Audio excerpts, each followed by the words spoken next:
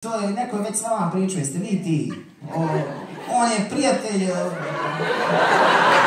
brat tvog prijatelja.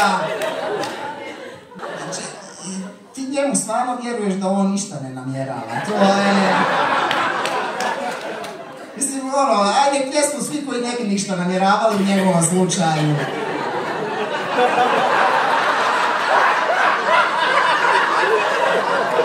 Puna dvorana ljudi bi te izjebala, a ti njemu vjeruješ.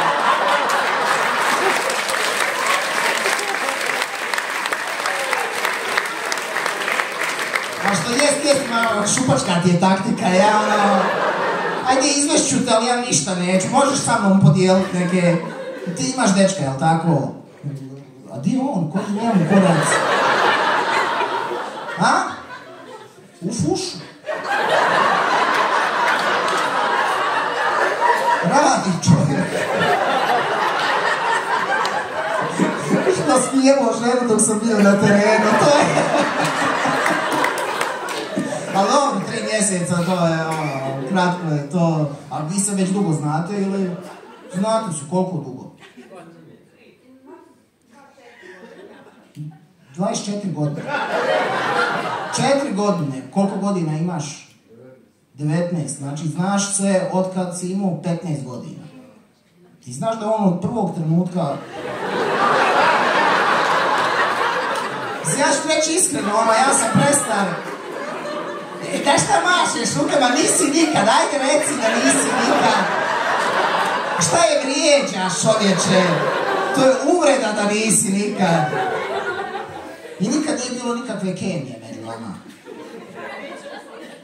Čuj njih iza, bit će poslije. To su ovi što su dugo u braku ko ja, pa bar da neko jede, evo.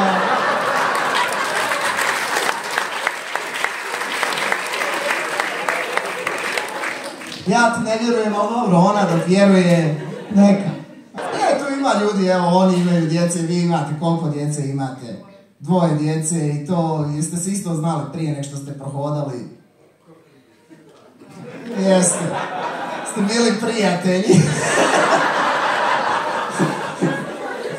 Ti si imala dečka, eto.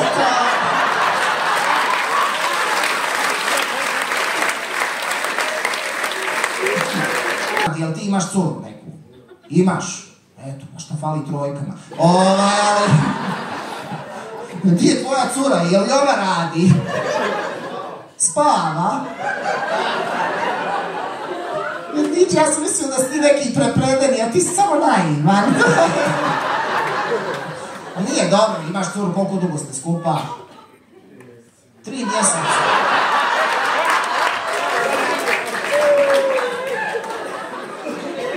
Za svaki slučaj ako ova ne da, jel? Ajde, možeš, ti si na probnom roku, to je...